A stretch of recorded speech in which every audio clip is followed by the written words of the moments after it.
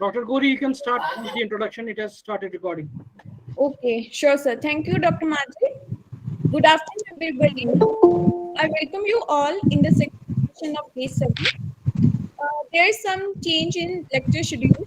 As per original schedule, Dr. Suhail Ahmed was the speaker for this session.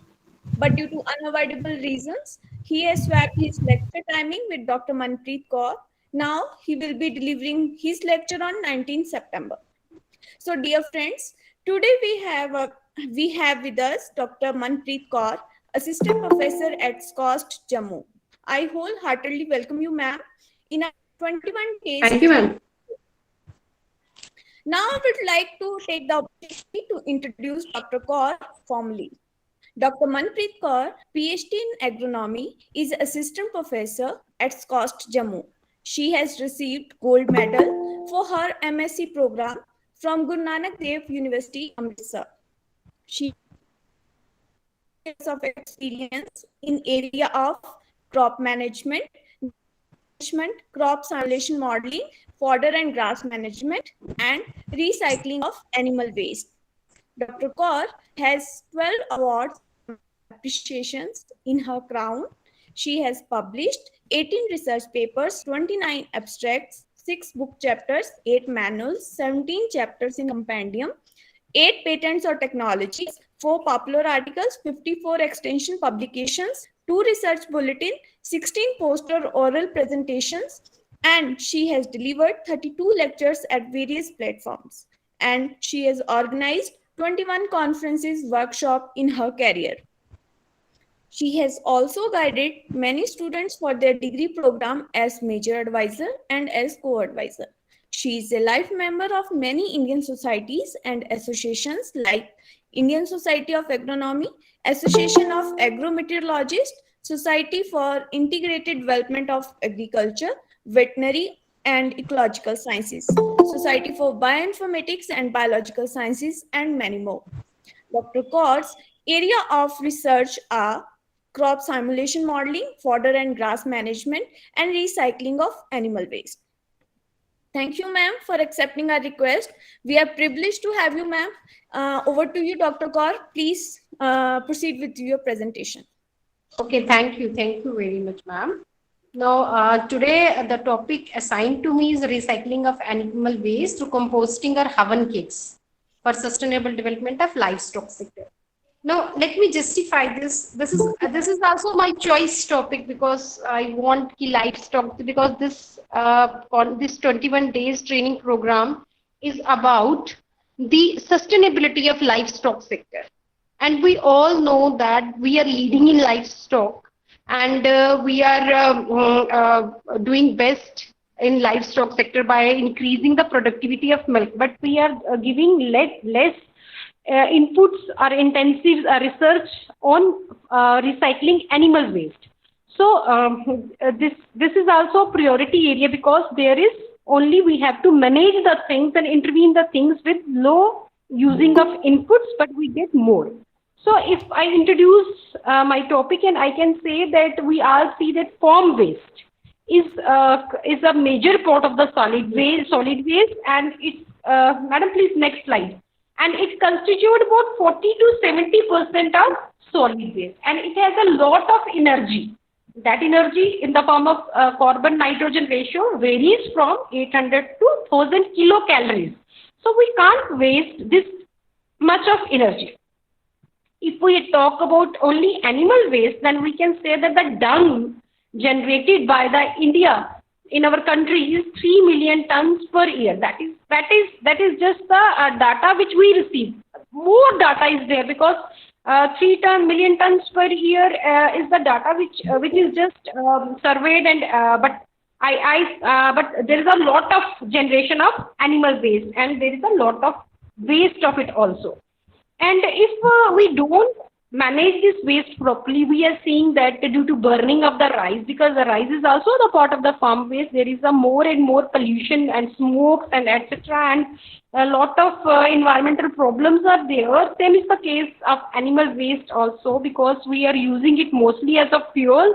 And what is happening, it is contributing to greenhouse gases, more climate change, more effects on the increase in temperature and further causing acid rains, etc. and more odors. So it's very unhygienic. So we have to manage the waste. So moreover, this waste is very rich in nutrition. This is waste is very. If we talk about farmyard manure, then we can say that it contains more amount of NPK. The primary nutrients, these all wastes are rich in primary nutrients, as well as they are also the source of the secondary and micronutrients. So why to waste this waste? Next slide, ma'am. In earlier times, when our livestock population is nominal, then what we are using, we are just when we are grazing our animals, and this waste become the integrated part of the field because they get mixed with the field. But what happens if we see we are leading in the animal population, and what we have a lot of waste now. We have a lot of waste now, and so one of the alternatives is that we have to switch on this waste. Now, if we talk about the composting techniques, because my topic is about the recycling of the animal waste, and the best technique is to, either it is farmyard manure. Now we are making farmyard manure, but better than farmyard manure, it is better we will switch to composting technique, because composting more rich than farmyard manure. And if we talk about composting techniques, earlier the composting techniques are very static, and it takes about 6 or more months to generate the compost. But nowadays, what happened? The government is also have a priority on dairy recycling animal waste and Swachh Bharat. So what happened? We are now focusing about how to rapid our composting. This is the main thing. We have to know rapid our composting. 6 months time is a long duration, so we have to shorten it. So I am also discussing in my these slides how to shorten the compost and how to shorten the time period of the composting. So there are a lot of the new composting techniques which are evolving and which are going to be evolved, and so that we get the better results and quicker results of the composting. Further, by changing our composting techniques, by changing our substrate, by changing the amount of what amount of substrate we're using, in what proportion we are using, now there are a lot of ways now. I can't say that we have to go for compost, and we don't go only for recycling animal waste. We have to mix. We have to mix. If I talk about the basics, if we have to make the compost, then we have to take into consideration of green and brown. What is green and what is brown? Green means the green things like grass clips, like our cow dung. They are rich in nitrogen. If we talk about their CN ratio, they have a CN ratio of 18:1 or 20:1, like. Okay, and the ideal compost is that which has the ratio of 30:1. Ma'am, please next slide. So next, 30:1 is, we consider 30:1 is an ideal compost ratio.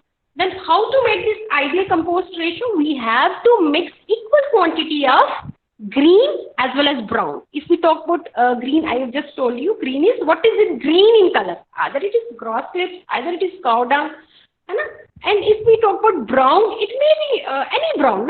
Brown, the what we say, the leaves which are now dry, and what we say is cardboards. Cardboards also, papers. They all are what? They are all brown.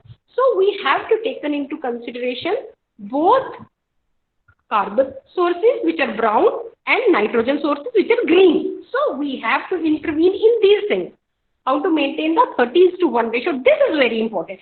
If we talk about hot composting, you see, my first the methodology is technique of recycling of animal waste is hot composting, and you see the duration, it has lessened the time to 1 to 2 months. Instead of 6 months, you can get the compost within 1 month. So this is the technique. First, we have to balance the ratio. CN ratio, the ideal CN ratio for composting is 30:1, and we have to add equal amount of green and brown.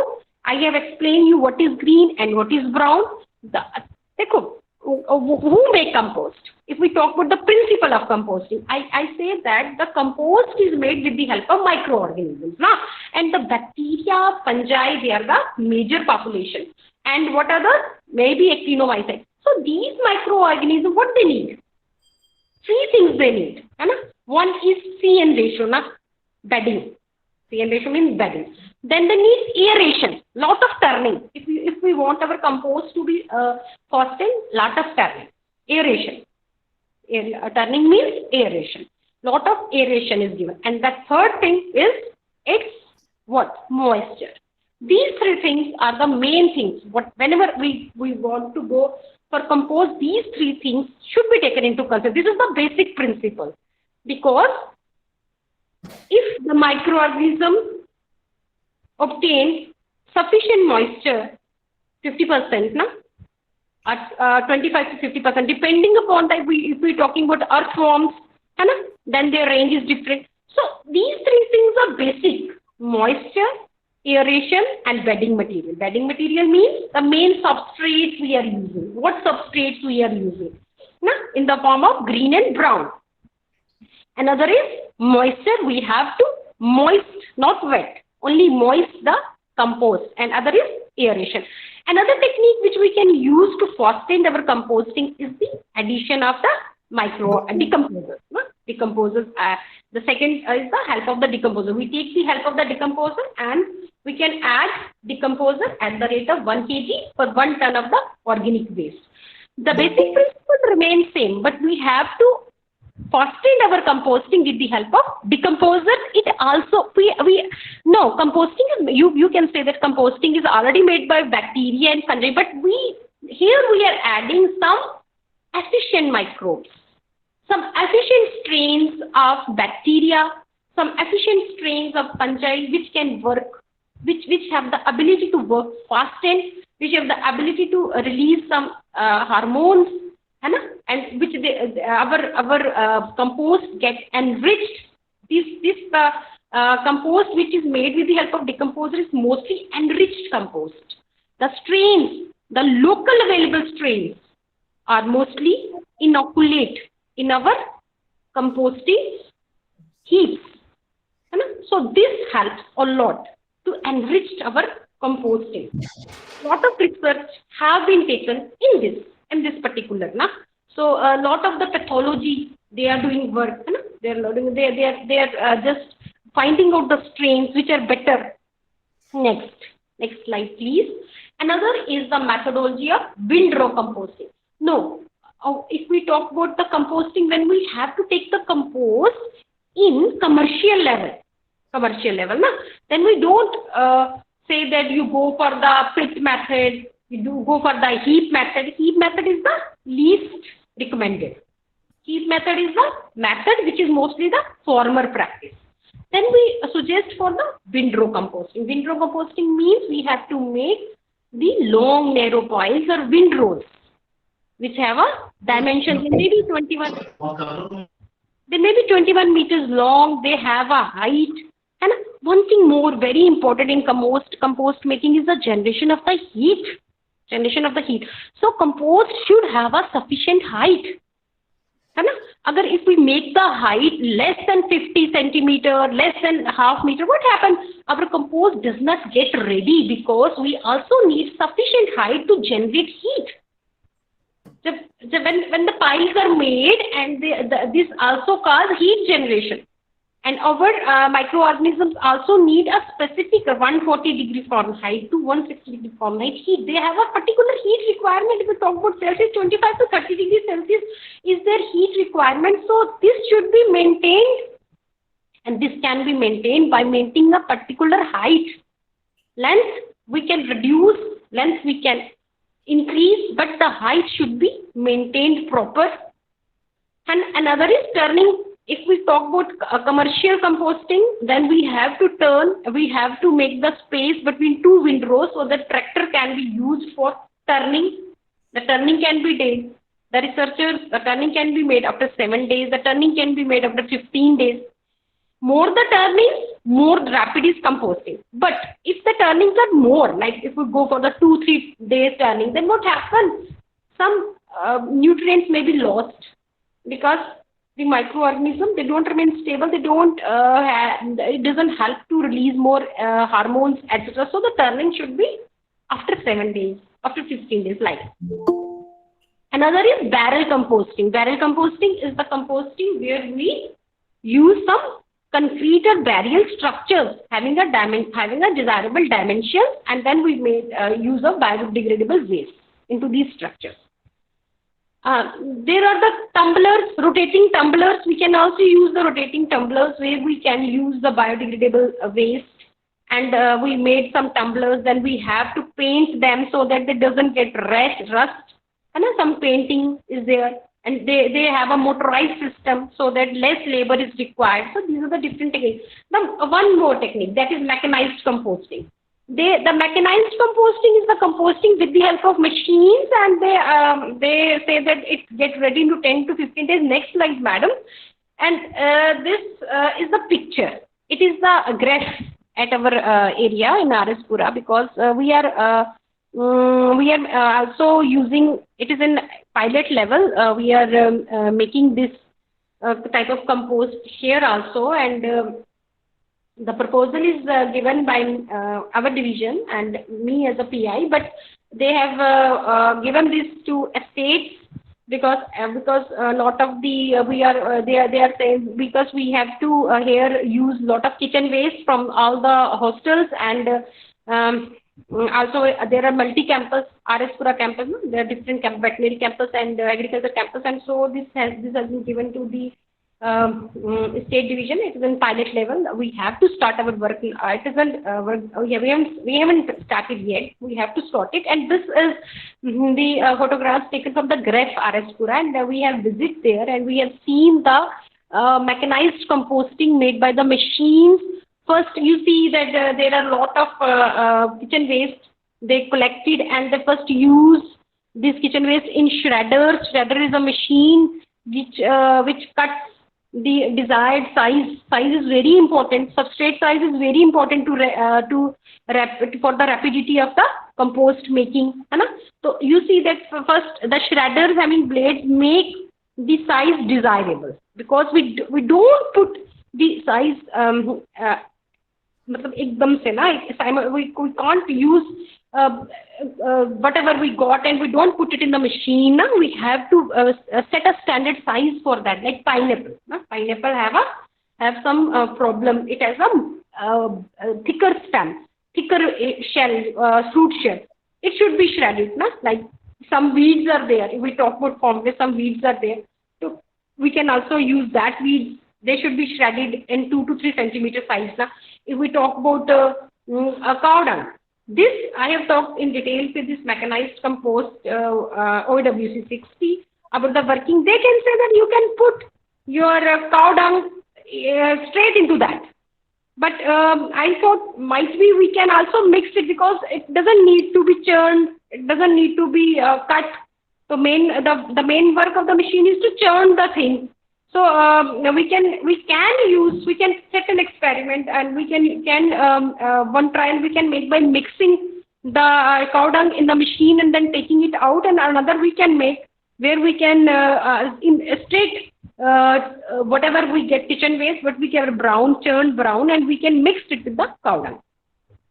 So this is the methodology. First picture tells you how it's working. It's putting its kitchen waste into shredder, and then after shredder it is passed to OWC 60. That is the organic waste converter machine. And then after that, what happened? They mix it with an inoculum. This is an inbuilt inoculum provided by the company. You also see the bags, inoculum pictures in the bags, and this inoculum is the main thing. I told you, the microorganisms, there are a lot of decomposers, and this is the decomposer, and this is the decomposer, and it can be mixed, and it fastens the working. It fastens the working of the our compost making. And then this after adding decomposer, the racks are made, and in this racks the prepared compost is get shifted, and they get turned it after 2 to 3 days, because microorganisms need aeration after 2 3 days, and the company said that after 10 to 15 days the compost is ready, but we have to dry it, because it is wet. When it gets dry, it changes into compost. This is the mechanized composting. Another is vermicompost. Next slide, please. This is the compost technique which I am taking when I am placed at Arispura ILFC division. It's a dairy unit having a 50 to 100 animals, and if average out animal dung, we calculate 10 to 15 kg of the dung is released by the animal. And what happened, lot of the dung is accumulated. But when we start this vermicomposting, first we are making pits. First, we use the standardized methodology by giving shades, by making pits. Then this you see the first pit with shed, and then the two pits. And then the second picture you see that we are adding inoculum. Earthworms are added. The third picture you see that the turning is given with the help of the tools. In the fourth picture, when it's a collection of the prepared compost. In the fifth picture, it is the prepared compost, but it contains earthworms, and earthworms, they are very precious for us. We can't give anyone compost along with earthworms. So in the last picture you see that we are doing sieving, and you see three people are doing sieving, and these are the trainees. Lot of the trainings have been given at that time. When I am posting there, lot of the trainings have been given, and many have started their vermicompost unit as an entrepreneur, and they are very happy with the unit, because if farmer have a cow and a lot of availability of cow dung is there, and no need to purchase anything from outside. Lot of weeds are also available. No? Your kitchen waste is available. No? Grass clips are available. So no monetary inputs are added. Now it's just a profit. It's just a gain without much giving. So its benefit cost ratio is good. So vermicompost, it's my personal experience, so very beneficial. And next slide, please. And this is again a slide after making this vermicompost in pits. Then we see that the lot generation of cow dung, and that pits, they are not sufficient to maintain. Then what we have done? We have done we start vermicompost doing it open vermicompost making, without any shade, without any pit, and just we make the heaps, then cover it, because the earthworms, they are shy, they are shy of sun, they don't work in the light, so we have to take care of this. And we just put sarkanda there, a weed. Here we are using rice straw. We are using rice straw, and later rice straw also, it's a brown source. Its CN ratio is 70:1, 60:1. When we add 60:1 our CN ratio of rice straw, and the 18:1 is the CN ratio of the cow dung. And later or sooner we also incorporate it into the compost, and it becomes an ideal 30:1 composting by altering the CN ratio, by making the quantification, proper quantification. There are a lot of calculators are available on this compost calculator is available in our internet. We can calculate if we have to make 100 kg bag of some compost, we have to make 100 kg, we have to take 100 kg bag, and we can make our 30:1 ratio by altering different sources, like if we have to use different like weeds and cow dung and animals, we have to put the values there, and it will tell how much amount is added, so that your ratio becomes 30:1. So that is also a thing. Next slide, please. Hi.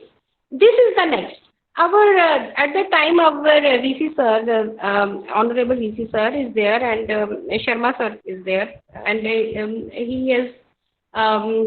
he wants some Hawan cakes, because at Amazon we see that the Hawan cakes, they are priced, they price it greatly, na. So we have a lot of dung available, and we have a lot of cow dung available, na? Cow dung available. So that we have made pure cow dung Hawan cakes also. It's just we have seen this is the traditional method, but we have used mold by making it. This is a simple method. We dry it, and next slide, please. And we know that if we use pure cow dung, this is some of the benefits of the cow dung. It's a pious, according to the Vedas, and it we use daily. And even it is said that after, during the pandemic period, we can use this Hawan cakes, and it will help a lot by making our environment pure, and it also repel insects, and it also acts as a fuel and light. Please, next slide. So we have also make a experiment. We want to standardize our cow dung size, because when we start, we are thinking that we can able to sell it or not, because it's a traditional method, people doesn't understand. Then we want to standardize the things, but the results are good. People around the campus, they demand it, they demand it. And next slide, please. We have also used the mold, easy way to make the compost. This is the mold. We just put in and make it fast. Next slide, please. And this is the technical program. We have made 3 types of the Hawan cakes. Item 1, 2, and this is the height is given here, width, weight, price, different price. We have fixed nominal prices like 1.50 rupees, 1.50, 0.50, 0.50, 50 paisa. If after giving 1 rupees to one, when a person get 2 cakes, Hawan cakes, pure cow dung Hawan cakes, and then they doesn't feel it is a expensive, and it doesn't a big deal for him, and also it's a very good for us, because we also want some innovative methods. How can we use this? Next, please. And this is the 3 types of Hawan cakes: item 1, item 2, item 3, and these are the different sizes. And see, and what we have found that this is the survey we have taken, and we have got the results, and we have seen that the maximum sale we got from this item number 1, a large size, followed by item number 3, minimum sale was recorded in item 2. Then by seeing this response, we want to add some pure things like mango leaves and other Hawan material, Hawan smuggery to it, but I get transferred, and then there is a pandemic, and the things stopped there. But I think this is a better thing. If someone has this, then can use. You see the Amazon, and you see what the price they are giving it for the Hawan cakes. You can see it with yourself. And these are the standard size we find it, and the mold helps. With the help of mold, I have seen that we can break it easily. You see the first, it's clear that it has, like breaking, breaking the mold, make it break easily. Whatever the amount one wants, it can use it. Next slide, please. No, next slide. Yes. So this is the recycling of farm animal waste, and how can it help in sustainable development of livestock sector? And if we talk about the livestock sector, we can see that 52% of our workforce has been generated by agriculture and livestock sector. Okay?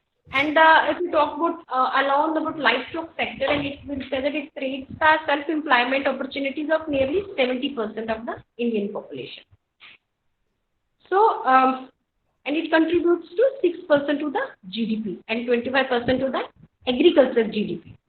So, lot of things has been given by the livestock sector. It is an important engine of our agriculture growth, and it is also one of the potential of export earnings. Next slide, please. So, the country. Moreover, I have told you that a country has a vast and diverse livestock population, because we are geographically diversified, we are geographically rich, and we have mountains there, oceans here, cold here, like subtropical, intermediate, every zone we get in our temperate, subtropical, alpine, every zone we get in our India. Also diversity is there. Even the desi cows, A1, A2, A3, you have to see the coding of the animals, so we also have here desi cows, which have a lot of export quality of qualities, like their ghee and their Hawan cakes. If we use the Hawan cake of the desi cow, I think moreover it is an organic. We talk about the Sikkim 100% organic, and if we talk about 100% organic, it means livestock there is also 100% organic, and we can use the cow dung Hawan cakes there, and we can also export it, so we can earn better. So a lot of efforts has been taken into consideration in the dairy sector about milk production, how to increase, how to go for the dairy product, but we have not to ignore the contribution of the animal waste, the contribution of the urine, the contribution of the cow dung, the contribution of the every waste of the animal life. Either it is a bedding material of it, we have to taken into consideration all these waste material when we talk about GDP. So it has a great potential in the sustainable development of the livestock sector. If I talk about urine, and when I am in Bhadarwa, I've been posted at Bhadarwa. It's a subalpine conditions, and the desi cows are available there. And what we have seen, because our mountains are default organic, and what we have seen that the cow urine there is the Rajmash of the Bhadarwa is very famous, and they have the export quality. And one thing but they are suffering from diseases. But we don't want, the farmer of that area also don't want some inorganic chemicals, the use of inorganic. So what they want, they want our help there. Then we have intervened there. We have also, I start project there as a PI, but later I got transferred and the project shift to my colleague. And we have used their cow urine, neem cake, neem oil for organic management of our, we want to develop organic package for our Bhadarwa area. And cow urine, this is my personal experience, cow urine has tremendous effect as a repellent, as a suppressor of the lot of diseases, like it is bacterial diseases, fungi diseases, lot of control, lot of good results, lot of potential. Cow urine has a lot of potential. So this is the country scenario, livestock contribution GDP. That's already discussed. We are leading in cattle and buffalo livestock. And next thing is another sector is the fodder, because we have to, animals have to generate. They may be productive, they may be non-productive, but their cow dung is rich if we give them proper diet. So we are deficient in green fodder as well as dry fodder. In the green fodder we are 63% deficient, dry fodder we are 24% deficient. Next please. So if we talk about composting, then we say that compost is an important component of INM, integrated nutrient management. No, we have made compost. We have seen the techniques how to make compost. Then how to use this compost? If I say that we use only compost, this is not this is a little bit biased. No, because we have a huge animal population. Then what we have to do, we have to go for integration. We have to mix inorganic with compost, with cow dung, so that we don't, because we have also taken into consideration the yield. So by using whatever compost we have made in our previous slide, then we have to use it. And this is the integrated nutrient management, is a technique where we mix the inorganic with organic in a proper way. So lot of the mitigation of problem, because if we only use inorganic, there are a lot of problems.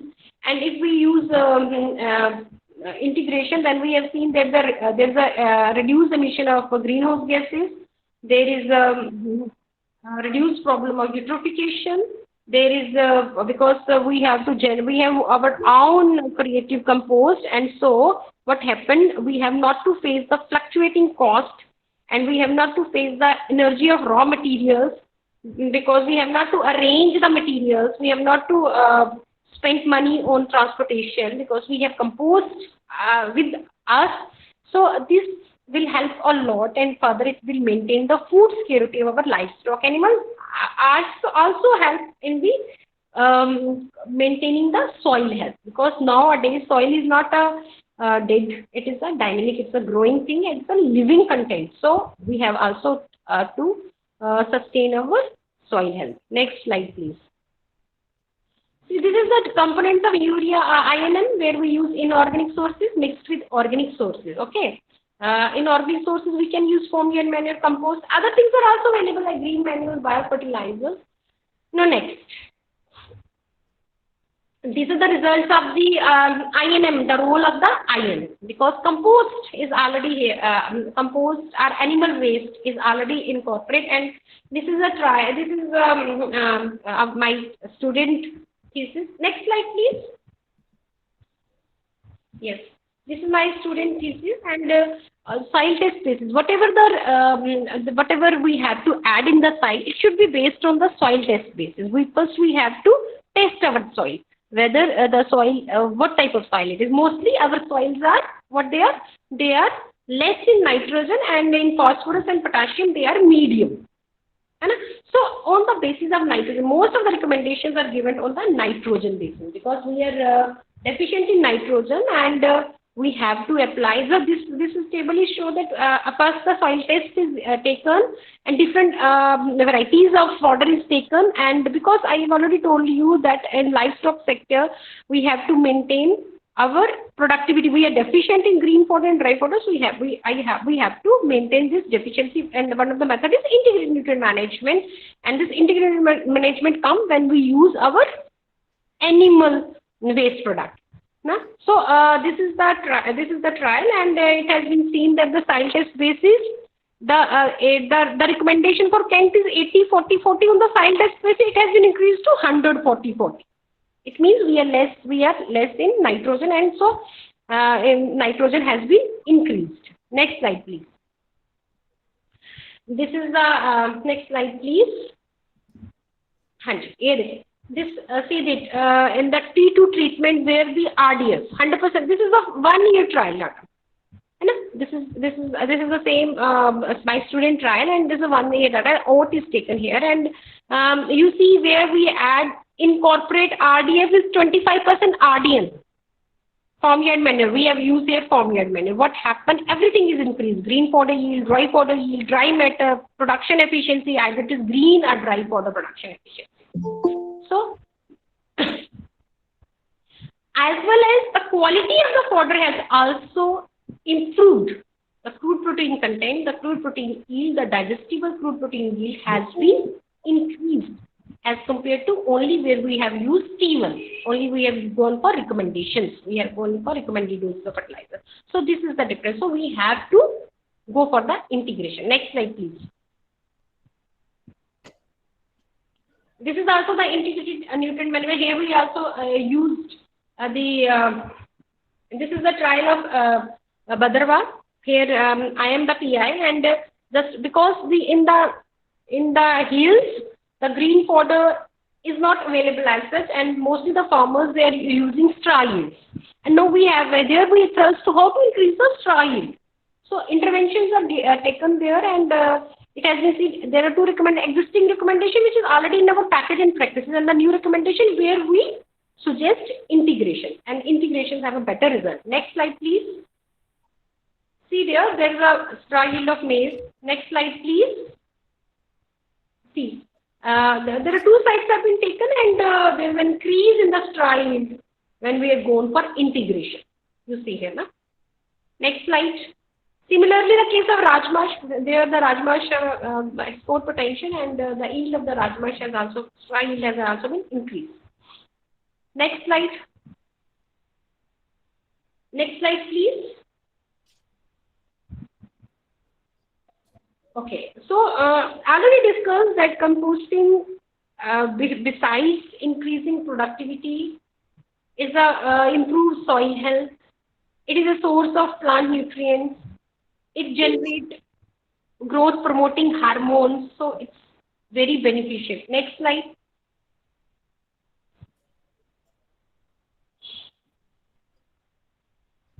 Ma'am, next slide. Soil properties as affected by it's ma'am, previous slide, please.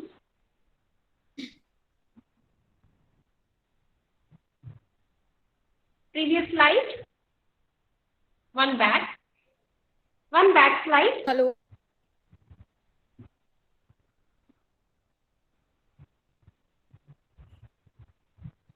Yes, ma'am. Hello. Am I audible? Yes. Is this the Ma'am, slide, इससे right? पीछे चले. One back.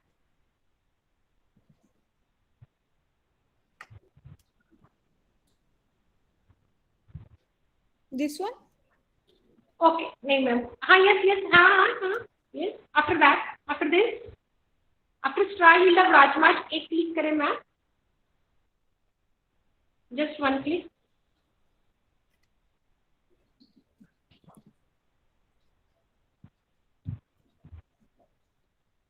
Okay, in the Hello. ma'am एक और आगे करें. One more.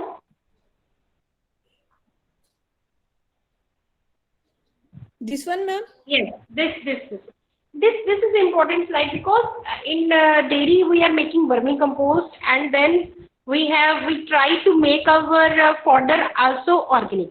You see in this the treatment number 5 where we are switching to 100% nitrogen through vermicompost. The results, if we talk about yield, it is not so impressive because not so much decrease is found, but if we talk about soil health has been improved tremendously. Organic carbon has been increased as compared to RDF. From the initial status, there is a build-up in organic carbon, available nitrogen, phosphorus, and potassium. So, lot of improvements are there, and this is the 1-year trial. After we repeat these trials with vermicompost, 100% we get the better results. So this is no integration. This is the organic only, 100% nitrogen through vermicompost. Whatever I want to show you this slide that whatever the farmer, if he get the compost, then he can substitute the compost with his inorganic source by 100% also. If it's unavailable of inorganic sources like urea, DAP, MOP, so he can also replace whole inorganic with this compost. This work we have done in division of ILSC. Next slide, please.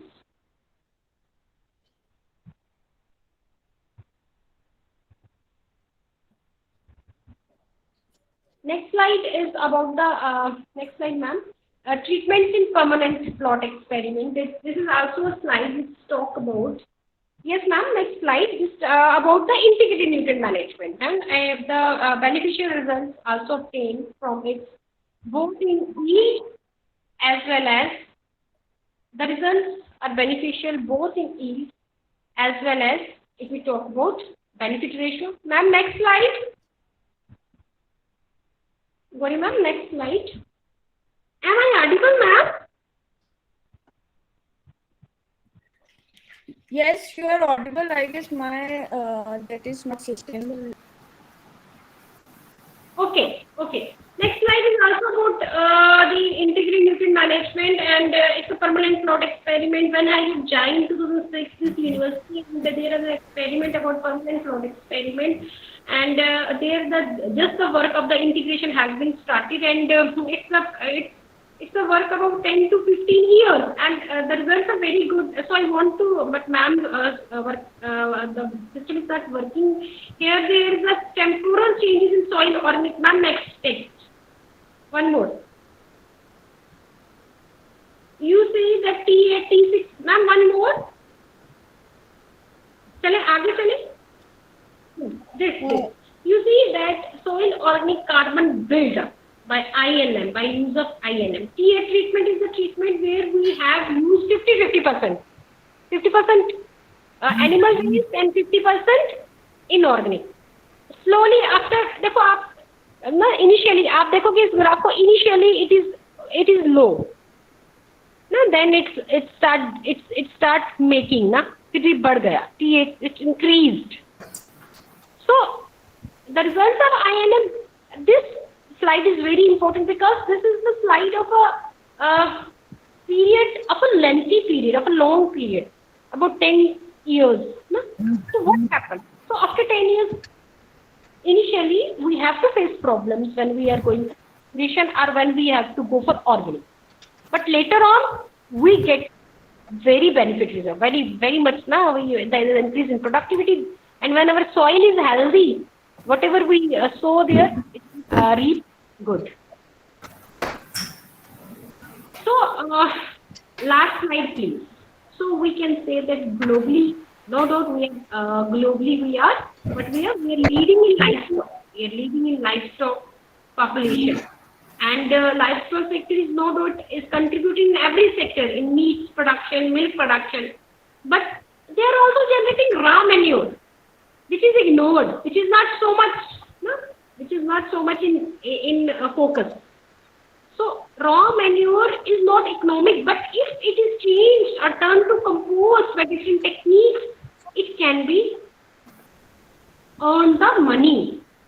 So for the sustainable development of livestock sector, I recommend that no doubt we have to increase our milk production and productivity, but we have also to take into consideration the recycling of the animal waste. This is very important. Less labor, only aeration is required. Now, if we use more brown, it will also help in aeration. If we go for mechanized composting, the labor gets reduced. So we have to think about and we have to do the recycling of the animal waste for sustainable development of the livestock sector as well for the sustainable development of our environment. This is very important. Thank you very much.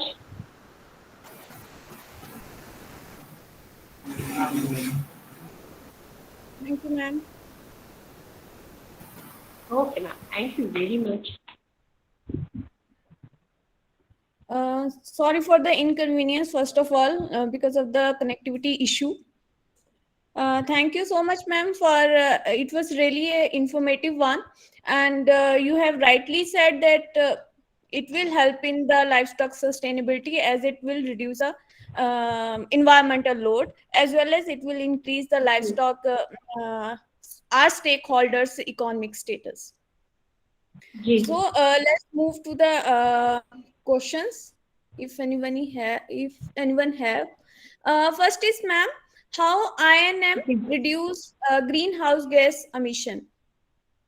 Because, ma'am, when we are using INM, then the when we are going for chemical fertilizer, then we have to go for nitrogen making. Inorganic fertilizer means more and more urea use. Haber process, lot of processes are there now. So what happens? We need more energy. There is a lot of energy used to making nitrogen, urea.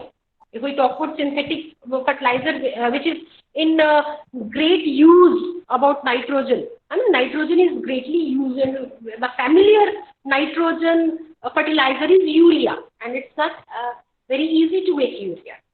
When we have to go for the urea making, then a lot of the energy is used. So then industry is involved, factory is involved. What happened? They are the source of greenhouse gases. So when we are going for composting, because what integrated nutrient INM means, we are replacing inorganic fertilizer bit by bit by what? Compost or animal. What animal manures? What they are doing? They are just they are sustainable. No, a lot of energy is not used there. They are easily made, and we also make them under controlled conditions, so that the harmful pollutant gases doesn't release. So this is very important. So in this way, INM is very important if we talk about economic sustainability as well as the environmental sustainability, ma'am. Okay, thank you, ma'am. Next question is there any scientific research articles which proved comprehensively the antimicrobial property of cow dung and urine? If so, is there any difference between the dung of indigenous and crossbred animals? Yes, dung, there's a difference. There is a difference because lot of research is taken place, it's a global level research. When we talk about A1, A2, you have seen there's a debate, lot of debate there about these animals. The animals are categorized, even the ghee of the desi animals. The animals which are indigenous for our India, they are which are indigenous breeds. They are very useful. In every aspect they are useful. Even their milk, their dung as a Hawan cake, they pure our environment. They are genetically built up. Because they are not crossbred, they are pure, and pure is pure, na? So there are a lot of research, and if we talk about co-urine, there are a lot of research has been taken. Even I published my abstract in this one conference They have published it. We have find the potential bioefficiency of cow urine. A lot of discussion has been taken. Yes, cow urine has a lot of potential, and one might, although results in a pipeline, and I have shifted my work to my colleague, but whatever I've seen, that cow urine has a lot of potential to suppress the plant diseases, bacterial, fungal. If we spray cow urine after some interval, like 7 to 15 days interval, no? 7 to 15, then no doubt you will get the promising results. Even the Patanjali also releasing this, and this cow urine also has a spiritual power if we talk about Vedas. Vedas and Rishis. So cow urine, no doubt, it's a lot of potential, and the work has been taken. There are a lot of work. If we talk about research, there are a lot of researches has been taken there about cow urine potential. Next question you have already taken, that what is the difference between urine of purebred and indigenous cow, that you have already addressed. And the other question is there any adverse effect of sun when we make vermicompost in open area as compared to shady area? Please elaborate. Oh, yes. Ma'am, I have told you already that our animals, mostly Athena fetida. I have used Athena fetida species in my vermicompost space. Even what I have seen, ma'am, I have seen that when in one of the pit, I have seen that there is a migration of the worms. And what we have done, how it's possible there is a migration of the worms? Then what we think, we switch the bulbs at the night. We switch the bulbs at the night, and after some weeks, what we found that the migration stopped. What do you say, ma'am? This is my personal experience. If you found in your pit the worms are migrating, then what do? You just bulb, make the bulb 100 watts bulb. So these are hydrophobic. No, these are hydrophobic. Surely these are hydrophobic, and if they're also very phobic to light. And whenever you expose it, if I talk about open composting, open vermicompost, then what we have done? We have seen, we have covered it with rice straw. Yeah, we cover it densely with rice straw, or we cover it densely with sarkanda, the most available weed. That is very important. But we have to sprinkle water there more. And we have to make it turning. So this is, ma'am, this is sure that they are very, they are afraid from light. They don't do work. In presence of light, they don't do work. Yes. And they are shy of light. They are shy animals. They shy from light, sunlight. Yes. Next question from the participant is, what is the compositional difference between urine of purebred as well and the indigenous cow? That is not done by me, ma'am. That I think is taken by some pathology, and I can take the help of it. That I haven't, because my main work is on compost. And I know that I have worked as a insect repellent or as a disease management. I have used cow, but I haven't go in depth in this my composition because I haven't done that, ma'am. Okay, thank you, ma'am. There is no other question, but Muniappan Natarajan sir has raised a hand. Do you have any query, sir?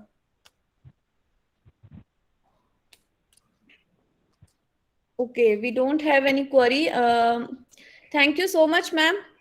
We are lucky to have you, ma'am. Thank you so much for such a great presentation. Really, thank you so much. Thank you, ma'am. Thank you for giving me a chance, ma'am. Thank you very much. Thank you to the whole team. And I really apologize for the connectivity issue. Oh, ma'am, that's okay. That's okay. No, ma'am. That's great. You have done a great job. You have shown a lot of responsibility. Thank you, ma'am. Thanks to the organizers. Thanks to all the team, and thanks to participants to listen me patiently. Thank you, ma'am. Thank you very much. Thank you, ma'am. You may leave now, ma'am, if you wish to. Okay, thank you. So participants, tomorrow we will be having obviously 2 sessions. In the morning session, we will be having Dr. Suryakant Mishra sir, and he will be presenting on promotion of alternate poultry species beyond chicken farming for sustainable livelihood and Atmanirbhar animal protein needs in our backyard. And second session, will be taken by Dr. Hina Sharma from NDRI, and she will be presenting on bioactive compounds in functional milk products. So see you tomorrow. Okay. Stay safe. Thank you very much.